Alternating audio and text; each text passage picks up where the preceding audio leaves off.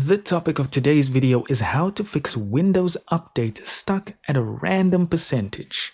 So here's what we're going to do. We're going to go to our search bar at the bottom here, and we're just going to type in services and then click on that. Here in services, just click on anything and then press W because we're going to look for Windows Update. Double click on that. And we're just going to set our startup type to automatic. And then you can just click on apply and say OK. Okay, now we can close this and go back to search and type troubleshoot. And we want to click on the troubleshoot settings. In here, we want to say other troubleshooters. And we're going to just run the Windows Update troubleshoot. Now in here, it should ask you a few questions once it's done loading. And you'll just say, I can't download or install an update. Or you can say, I installed an update, but that update has caused a problem.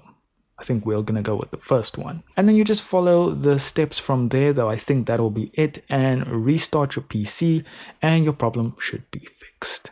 Thank you so much for watching. Do consider liking and subscribing, and I'll see you in the next video.